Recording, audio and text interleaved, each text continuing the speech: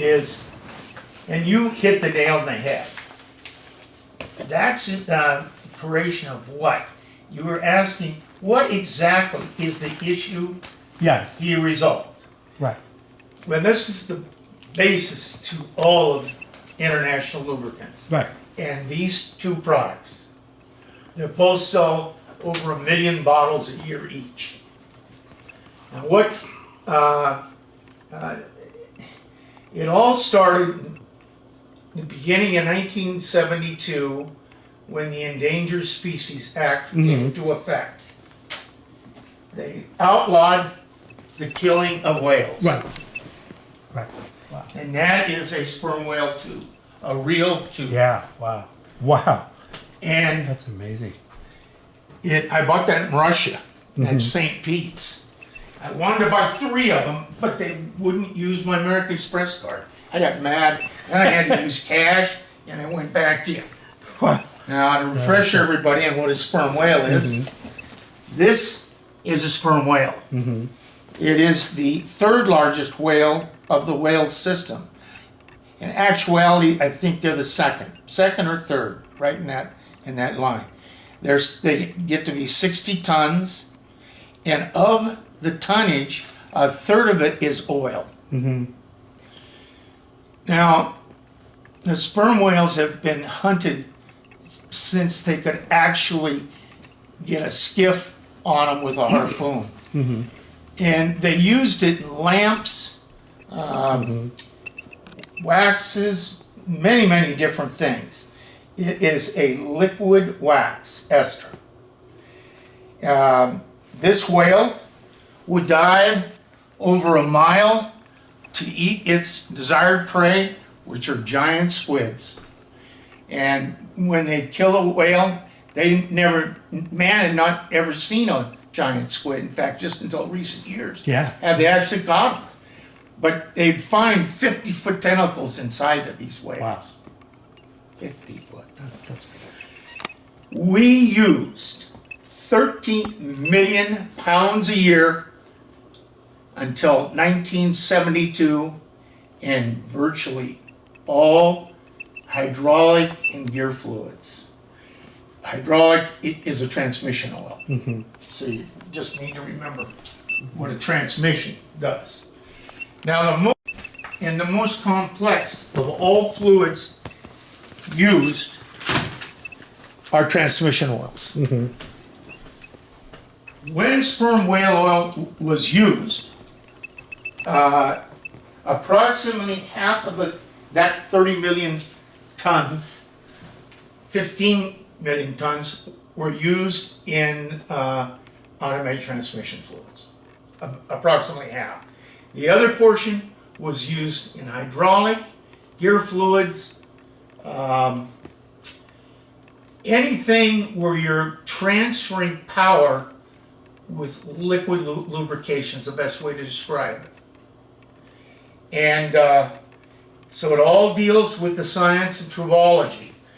When sperm whale oil was eliminated, and they went from dextron meant sperm, dextron 2 meant non-sperm. The registered trademark of General Motors. And what that created, by 1975, the number of transmission failures in North America skyrocketed from less than 1 million to over 8 million, with approximately the same number of cars on the road. wow. The transmission used to last the lifetime of the car, and they had to shorten the lifetime of the transmission to 15 years before you changed the fluid. So you had to change it 2 to 3 times before you got to 50,000 miles. But when sperm oil was in there, they never changed it. They never, it was never changed. It was still working generally when the car went to the wrecking yard. What died was the engine, the gearbox, or the body of the car. So you went from a situation where fill for life to 15,000 miles. Wow. It created, and because the second most expensive component in a car is a transmission, it created Amco, Gottman's, and thousands upon thousands of transmission shops. And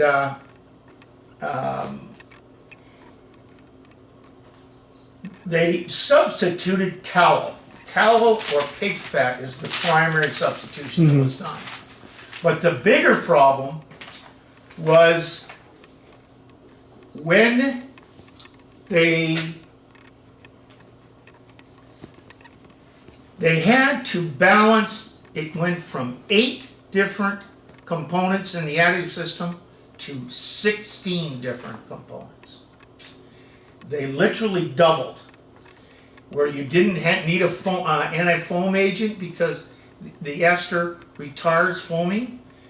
Didn't need it. They didn't need seal swellers because it naturally, through the use of the ester, would keep them pliable. So there was a whole bunch of various components that had to be now added and balanced. And every time you create a new material, there's a new balancing act that has to take place.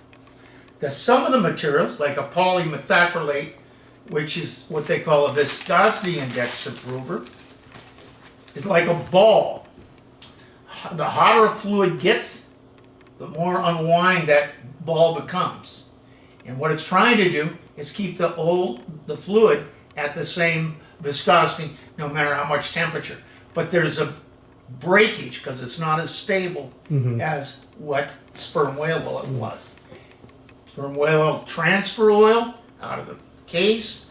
It would act as a friction modifier, an anti-wear agent, and we made a dibutyl hydrogen phosphide added to the liquid wax. Now, to tell you what that really is, that made a very sophisticated friction modifier. Phil was working on that, Dr. Philip Landis was working on that when he left Mobil Oil and retired from Mobil and went to work. Well, he didn't. He was the distinguished scientist in residence at Rowan University, and they changed the name of that university, but that's him, Wow. the older gentleman. Yeah. He's 96 now. Wow. Jojoba oil at the very beginning. And jojoba would have played a significant role in this if it wasn't for the situation with the fact that when they grew the jojoba plant, what grows in the deserts, have you heard of jojoba? Yeah. There were billions upon billions of dollars spent and hundreds of thousands of acres down in below Tucson, all the way down into Mexico. And after 5 years, you can tell whether it's going to be a male or female plant. Well, all of that acreage, and there were tax schemes, became literally worthless because they'd have one female and 1,000 male plants. Oh boy. They couldn't tell until it was after. Then they've gone to grafting now, but there's only about 5,000 acres left out of all this money was spent. Wow. And sperm whale oil, I mean, jojoba oil is a direct replacement for sperm whale oil. It's identical. And it's interesting that takes place in a desert and the other takes place in a mammal in the ocean, which dives 5,000 feet there to protect the spinal system, the nervous system, so they can withstand the pressures down deep like that. So it would make sense in fluids, and of course that all started in '69 with sperm oil being in the original Dextron fluids until 1972. Why didn't major oil go the direction that we went, Yeah. where we use high uric acid rapeseed oil?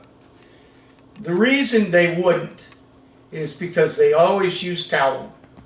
The four primary companies in this industry is number one, Lubrizol. Number two is the old Perriman's division of Excellent Chemical, which is Infinium. Third biggest is the old Ethel Corporation, which is Afton. And the fourth largest is the Oronite division of Standard Oil. They control 99%. Now that Mobil's not involved, Mobil Chemicals not involved. Today, they control 99% of the world's additives in drivetrain fluids. Meaning they're making the gear fluids, they turn around and they sell it to Shell. None of the oil companies are really basic, except if they own one of these arms in their own chemistry. They're not.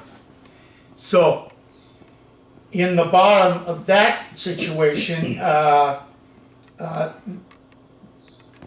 sperm oil costs $4.50. It costs $30 a gallon to make our material. Roughly, what is that? 6 times? So, at the beginning of my venture with Key Oil, International Lubricants, was to really develop a chemical company, not to really just become a bottle business. But the reality is the materials we're developing were too expensive. Major Oil was not interested, and we had to create our own market. General Motors tied us up at the beginning and told us they were going to take care of us because we corrected the 440 T4 700 R4 transmissions with their torque converter shutter problem. But as it turns out, they were working with Afton to break down what our friction modifier was.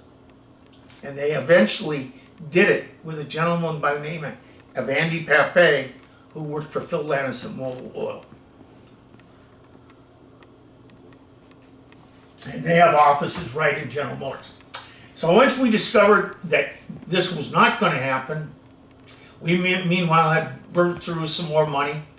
We were going for research grants, and we were successful. We got $3.5 million in research grants from the Small Business Innovative Research Group and the Defense Department.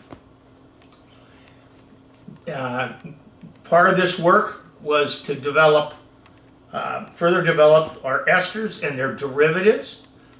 I think I have skipped something here. Yeah. The triglyceride that we make the synthetic sperm oil out of is high-uric acid rapeseed oil.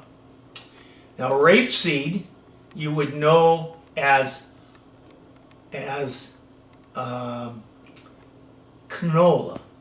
You know what canola stands for? Canola? I used to, and I'm trying to play it. It's just a cooking oil. Oh, yeah. C18 fatty acid. Yeah. It stands for Canadian oil. Oh, that's right. Canadian oil. And that was developed by the Canadians, and you cannot grow high-uric acid, which is a C24, next to a field of a C18 fatty acid, because they'll interfertilize. So there's only one state in the United States that produces high-uric, and that mainly goes to China, and that's the state of Idaho. They grow no canola. In Canada, Calgary is the only state that grows high-uric acid. Well, where we get our reactions, because that's a triglyceride. You have a fatty acid, you have a linoleic and a lanolate material. These two materials are separated through hydrolysis, and they're sold off as byproducts for soaps, menial stuff. They're low-end materials compared to the fatty acid. So once you get that fatty acid, we then buy a gourmet alcohol from Europe. And under 300-degree temperatures, we would esterify the two molecules together. So there's only 2 companies in the world that make the gourmet alcohol, and they control the cosmetic industry, which I haven't mentioned yet. 25 million pounds a year of sperm whale oil was used in cosmetics. In fact, you've heard of this epicock, which is the throw up of a sperm whale. Oh, yeah. It stinks like holy heaven, and they find it as a big ball on the beaches, and it's worth $250,000 about, Gee. Wow. the ball. Because they use it as a fixative for perfume. And so there is a limitation to the amount of alcohol that's available. So from a growth standpoint, also that's a limitation for major oil. And why we have had so much success, because they anointed us to get that alcohol, which was critical. Then once you react those 2 materials, then with a peroxide material, you make that dibutyl hydrogen phosphide adduct to that double bond that's in that those 2 parts of the molecule, which makes it even more oxidatively stable than the 2 double bonds that are in sperm whale oil. Okay, now we've gotten through the basis of how the product and why the product was so important.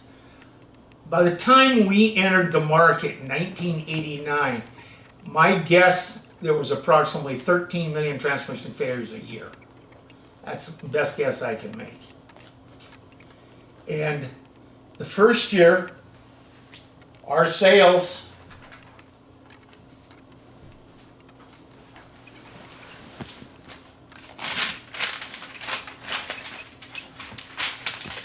That's why I'm tape recording this.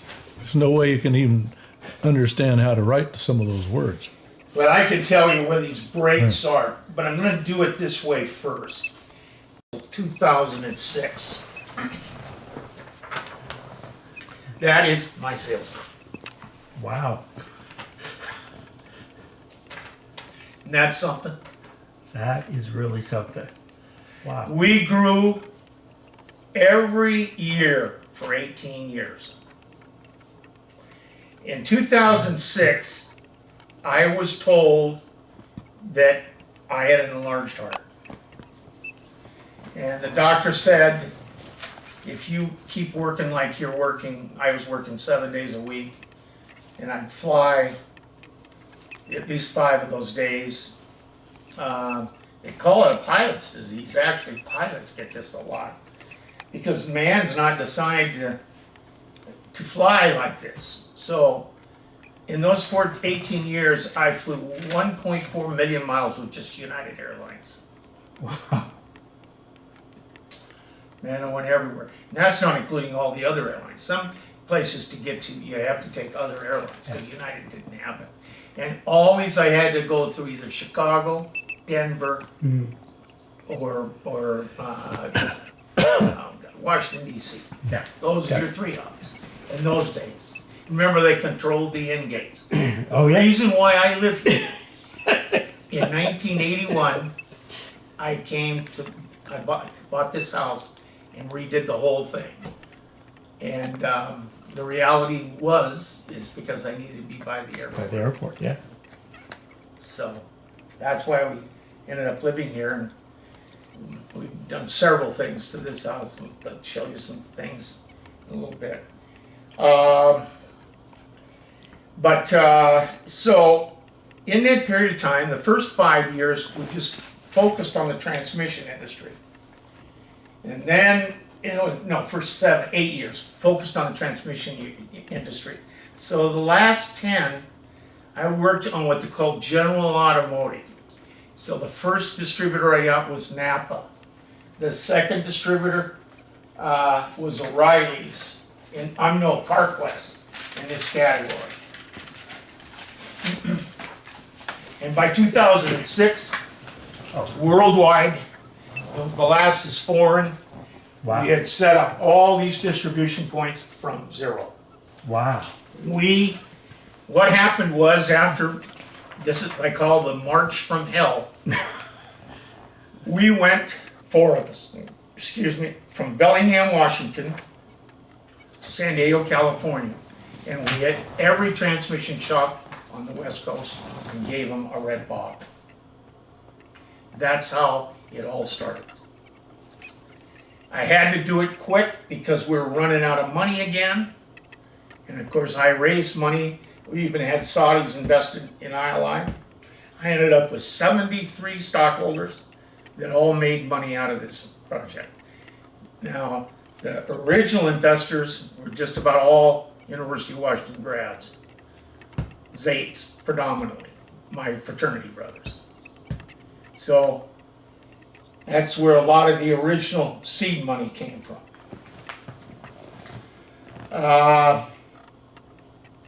Then I found Dr. Landis in 1984. And that was critical. And then basically I hired a gentleman from Boeing, but he worked on some cutting oils, but he was just not competent. The key to my whole deal was to find Dr. Landis. He was head of all mobile oil applied research. This was our first brochure, and on the back, Philip S. Landis was born and educated in York, Pennsylvania. He received his BS in chemistry in 1943 from Franklin Marshall College, where he was elected Phi Beta Kappa. After 2 years employment at the City Services Refining Corporation, which is now Mobil, in Lake Charles, Louisiana, he attended the University of Kentucky and received his MS in organic chemistry in 1947. Employed by Mobil Oil Research and Development Corporation from 1947 to 1948, Dr. Landis was awarded the company Ascending Fellowship. He attended Northwestern University and received his PhD in organic chemistry in 1958. Now, what's significant about Northwestern is one of the best chemical schools in the United States, by far. His initial work with Mobil involved the synthesis of hydrocarbon soluble additives for fuels and lubricants. Now, significant are additives. At Mobil's Applied Research Laboratory in Paulsboro, New Jersey. He was a group leader in petrochemicals for several years and transferred to Mobil's Central Research Laboratories in Princeton, New Jersey, where he led groups in studying catalysis of organic reactions and oxidations. In other words, sperm oil. Yeah. A lot of it was sperm oil. He became manager of the Applied Research Group in 1970. He had over 1,000 chemists and technicians on it. In 1973, they had announced Mobil 1, based on polyalpha olefins, which is the cornerstone to, you see the little guy talking about 20-year life? Well, Mobil's kind of screwing this up because there's two different Mobil 1s now they're selling. Mm-hmm. The other is severely hydrotreated base oil, and that's nothing compared to a PAO base, which I use in all my cars. And lubegard, of course. Dr. Landis' early career was concerned with the mechanistic studies of elimination, rearrangement, and pyrolysis reaction of additive preparations for fuels and lubricant applications of catalytic organic reactions and of petrochemicals. That's a mouthful, but that's the core to a total additive system. Phil developed the red bomb. Phil spent an hour a day with me for 6 years teaching me. Wow. So every day I would pick up more and more. So I don't have a back. Well, I took all the chemistry for engineering at the U. I started out in engineering. My dad was a civil structural engineer. He holds more than 100 patents and has published extensively in major technical chemistry journals. After retiring from Mobil in 1984, he joined the staff at Glassboro State College, which is Rowan now, Rowan University, where he is distinguished scientist in residence. In addition, he is presently a lubrication design consultant and stockholder with International Lubricants of Seattle, Washington. So, quite a deal. And that's, of course, this product. And in 1993, General Motors actually wouldn't help us, but ZF of Germany, announced the requirement to use our product in all valve body problems that they had throughout the whole system. Now that gave us Saab, Volvo, BMW, Peugeot, Citroen, Volkswagen, Audi, and Subaru. All at once. Pretty nice. Yeah. Well, it was critical. Yeah, absolutely. You look at my sales curve. Yeah. That sales curve, you'll see the ka-chunk. Yeah. You can see where these ka-chunks, about every 5 years, a ka-chunk. Yeah. Something happened to create that. And he's my best friend. As a knowledgeable man, he helped me so much. Think the world of it. Yeah. Just with him, in fact. Yeah. In fact, I spoke with him yesterday.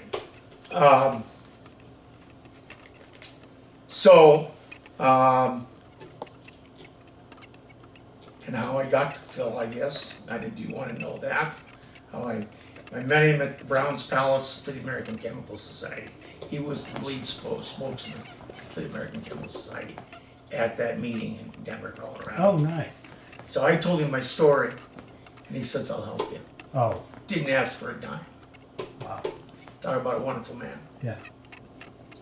So anyway, Washington kind of has its name up quite a bit on ILI Yeah. because the grads gave money for seed capital and growth capital. Yeah. So, and especially Zeta Psi. So I want to make sure that gets in there. Absolutely. So Yeah. that means something to Yeah. me.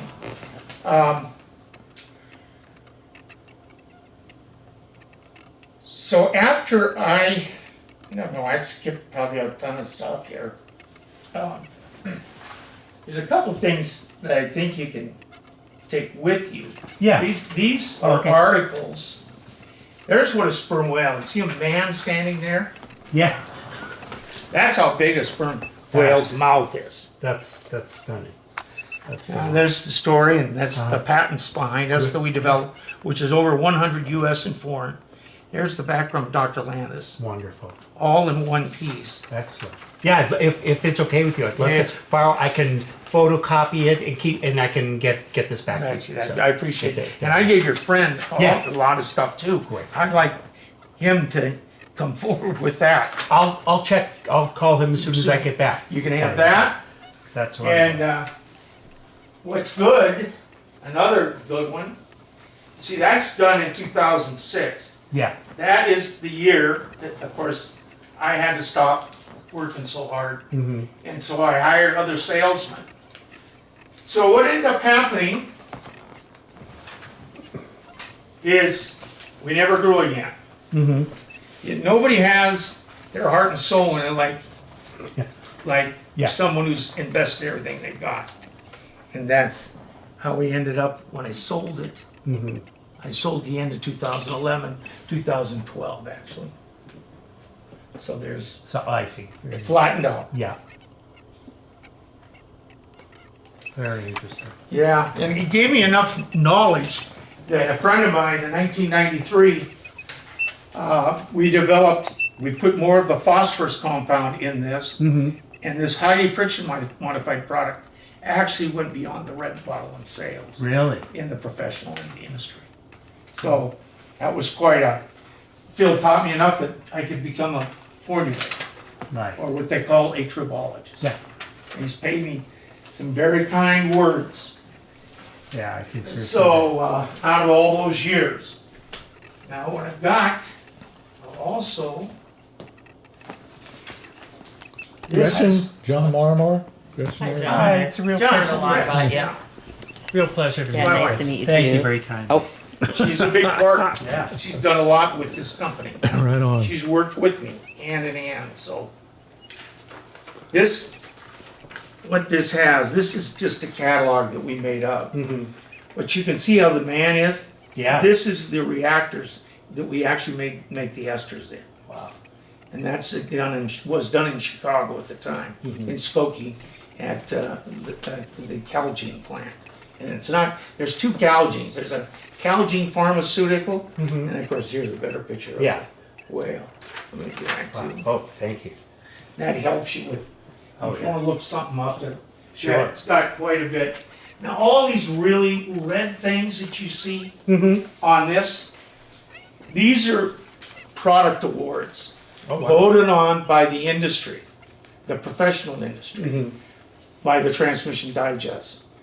And we won all this for all these various prizes. Certainly the red bottle was the number one. Black was probably number two. Wow, very So impressive. you got that in Yeah. yours. Okay.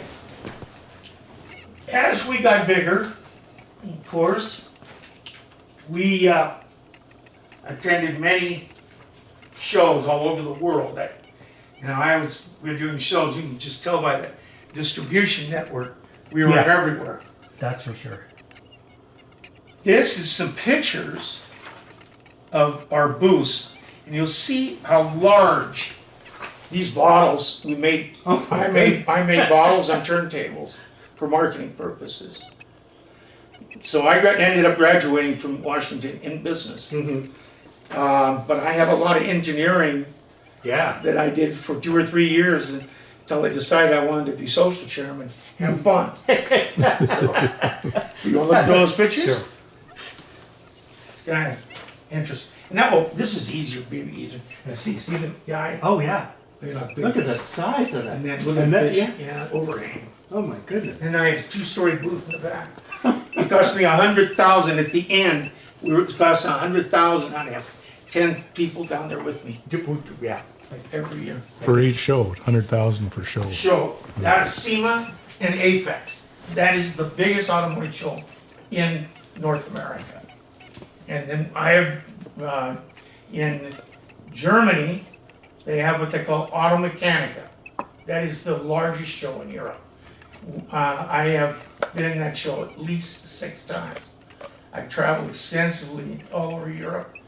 Everywhere where automatic transmissions exist, we've been to. So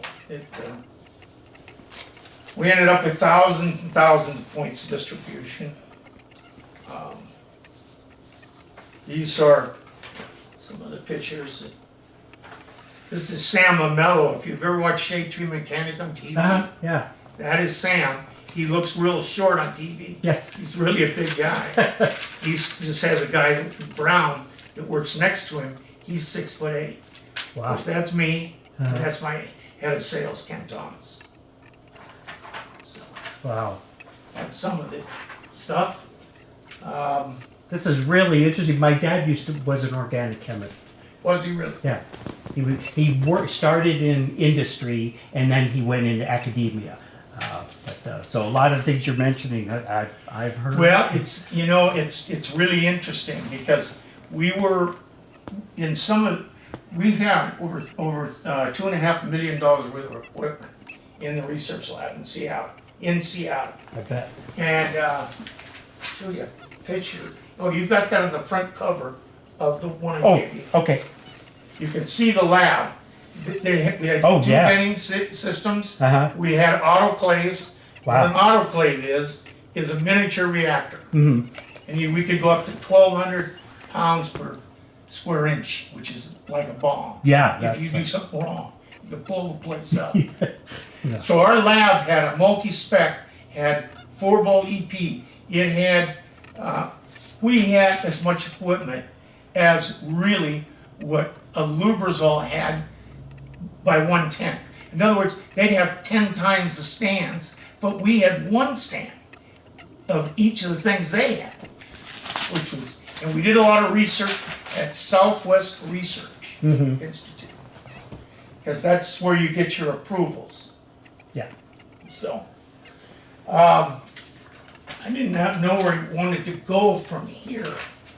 Well, I think you have really helped answer a lot of the questions I had. Yeah. And so The big deal, Yeah, it's the situation with the loss of sperm whale. yeah, And it created a market, and we ended up filling it in the aftermarket. yeah, and that's That's the yeah, key. and that's such a huge thing because as you were explaining, look at the How the many people would ever incredible even impact. figure? Yeah, That you just wouldn't be able to figure it. Now, I'm gonna give you this because I think this is a value too for you to have. This is at the time I was selling ILI. This was the piece put together by Grant Thornton. Not Grant Thornton, by Deloitte Touche. Deloitte Touche represented us in the sale, and we went through segmentation, to sell our products. We got down to the final 3 companies, and then we had one at the end. In reality, a few years earlier, I had a Swiss company come up to me. I wish I had sold it to the Swiss, but I wanted to keep it in the United States, Yeah. so it's now in Cleveland. Oh, I see. Oh, great. That will give you detail after detail Oh, of wonderful. products. Let's make sure it's got, I hope it does. Because this makes your job that much easier. Oh, yeah. It shows the sales. What's the last year's sales it shows? 2011. 2006.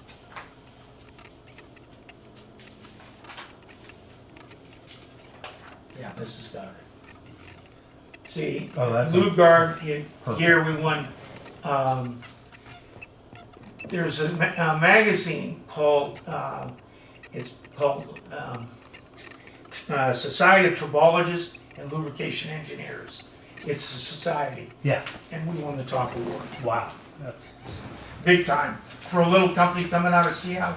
amazing. You realize there's nobody in this area except you could call Bartle as possibly, but they're really not, because he used naphthalene and other compounds that were not, it's a misrepresentation. Yeah.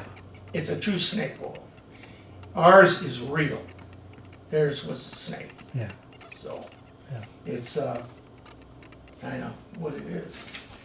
Now, did you want to see it? Let's talk a little bit about that's transmissions and what led to an automotive company is developing.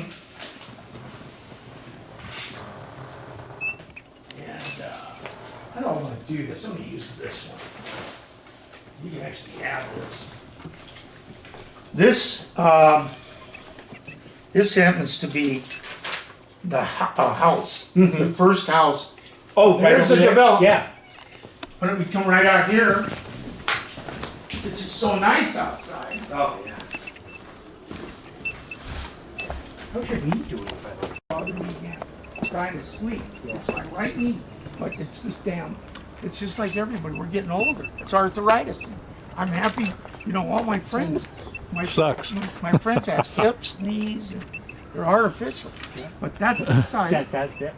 There it is. It's got the T-bone in it. It's got everything is developed. This is the first house we have planned. It's going to be on the right-hand side. And the left-hand side will have another house on the water, and then 2 above it. Terrific. So it's taken me almost 4 years Oh, to yeah. get this through. Well, it's got a city underground. I have pipes that are 50 feet long and 60 feet long, 6 foot high for storage, Yeah. just for storage water. Yeah. And then even Jerry's got a section. You made a copy of the huge vault that was. Oh, yeah. It was amazing. Day-long project. It was amazing. Yeah. But these are going to be nice houses. A great room. Oh, This is the nice. top floor. 3-car garages. And I can give this to you. So Oh, I've got that. How Show you the exciting. house. Yeah. So that's going to be the first house in the property. Because the largest one's going to be over 4,500 square feet, something like that. This one's 4,600. 4,600, yeah. And then the next one next to it will be about 4,500. And then the two above could be as high as 6,000, 7,000 square feet. Gee, Wow. They've got the land to Yeah, do it. that's so. for sure. But we love this lake. Oh, yeah. This is a totally private lake. There's no public access whatsoever. So we've lived here since '81, and I'll show you a couple pictures and you can see what it was before. It's got a story behind it, as every house does, but this was built in 1936, and it was owned by Alice Brome Soriano. Royal Brome, Brome Avenue.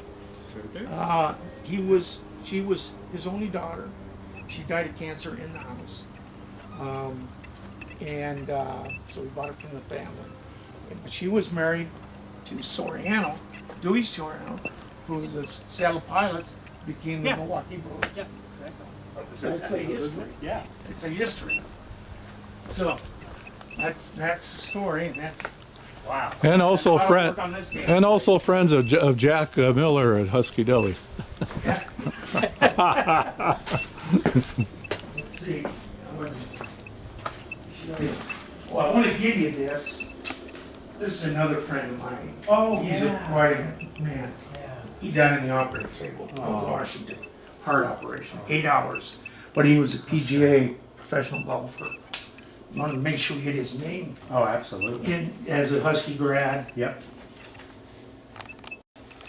When I say I started with a mess, You weren't kidding. I wasn't kidding.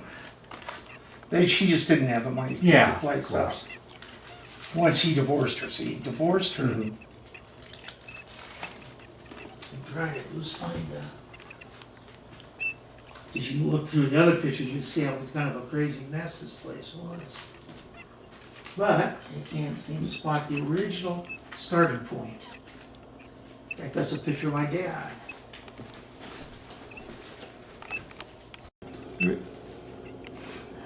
You think I put some miles on myself? Yeah. And look at, we didn't have the products named yet, or Yeah. there's the bottle. Yeah, there it is. Fine, Yeah. didn't make it. Then I built this condo project out on Alki, and you probably know it, sticks out in the street. Yeah. Yeah. That's it. Wow. And they're reselling for $1 million plus now, Wow. if you can get one. Yeah. My parents had one. I wish they'd have kept it. It was the top on the where they just one unit on each on top. Yeah. I'd love to have kept that one. Oh, but we yeah. didn't do that. So. Yeah. I know what you And mean. this is boxes of history. Yeah. Wow. So Yeah. it's just I narrowed that down I bet. from 50 boxes I brought home. Ooh. Wow. But I've lost a lot of stuff. The big article in the Seattle Times when the 777 was out. Yeah. It's an article about Ioline right in that. Can't find it. Yeah. I can't find. I was in Business Week. I made that. I made a lot of different Yeah. publications. They're all in that box. Yeah. Wherever it is. Yeah. Somebody stole it from me. Yeah. So, Wow. and what else was I gonna say? There's not much more. Seattle. My great grandfather came here, 1882. Yeah, after the Civil War. But they just showed Jerry some stuff that I just got from the archives of the Civil War. Wow. And because I want to know how he got here. Yeah. But I still don't know. Oh, Can't interesting. figure it out in there. But this is kind of. Oh my goodness. So Look at there's- that. But let me show you one thing that might intrigue you a little bit. There's an award given to University of Washington for this man. This man, his name was Dr. Don H. Palmer. Don Palmer. Yeah. And it's the Palmer Award. And that's my grandfather's brother. Is that right? He's Don. Yeah. He was Frank Palmer. It was Frank Palmer and two others in this article. Yeah. You'll see that. But he founded the 101 Club, the Washington Athletic Club, the Blanket Parade, and the Big W Club. Yeah. He did all that. And he worked for he did for the youth Yeah. for free from, I think, what would they say, 1904 to 1947. Wow. That's a long time. Yeah, he was famous Sure was. for the Huskies. Yeah. A lot of donations were given, and if you look at, you read that article, Yeah. it'll talk about all the Washington grads from the original group. Now, all of us, second and third generation, my dad went to the U, Yeah. my mom went to the U. We're so tied to the U, there isn't anything in our life that isn't. That isn't, yeah. You see that? Yeah. Oh yeah. I was saying that. It pretty much says it all. He's too loyal to the U sometimes. Yeah, it's Jerry. I drive Jerry nuts. Giving each other a bad time out there. But there's a Now I used to be 5'11", but I'm even starting to look as grumpy as he does too. But I didn't have a bullet in my chest. no. Poor bastard. He carried a bullet for 12 years. Okay. I think you're asking me something I can't remember. The big championship? No, it's not. It's 2001. I went to that. Yeah. You know, the I only was there Rose too. Bowl that I missed was in 2002. Was it? And Okay. you know why I missed it? 'Cause I had a deal that I had to go to in Europe. Yeah. That I would have never missed that for anything in my life. I mean, we're finding. Yeah. I know Steve Emtman. Yeah. I know Steve. I know quite a few of those guys because a buddy of mine. Where's my phone? I don't know. Well, it doesn't matter. But I get pictures with Emtman. He just received the award for the greatest lineman Yeah. of all time in the Pac-12. Yeah. And he's a huge man. He's a He's mammoth.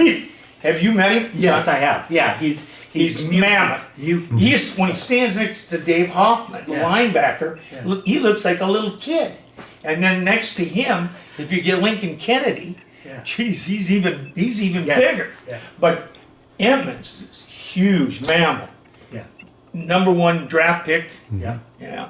Now, if you'd like a copy of this, this is something that is real special. It's written by Dr. Landis.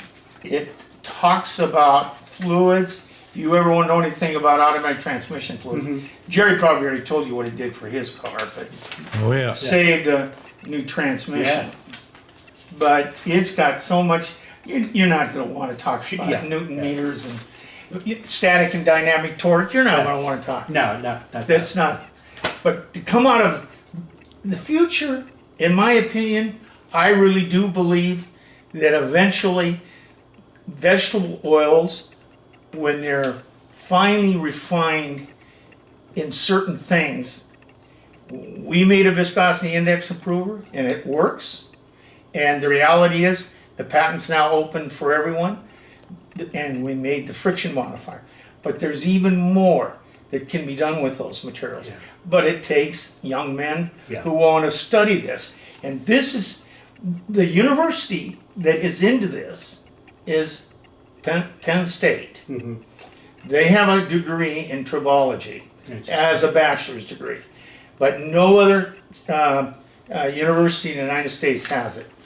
And I personally think that I tried to get some chemistry students out of the U Yeah. that wanted to do some, some summertime work, but I could never get anybody to respond to me. Wow. And that was sad because That's really I sad. had the company. It was incorporated in '81, and I sold it in 12, end of 2012. So all of those years, Yeah. and I was dying for young chemists, and I ended up with people from India. Geez, we couldn't get. I had 2 people from India. They're producing all the Yeah. chemists.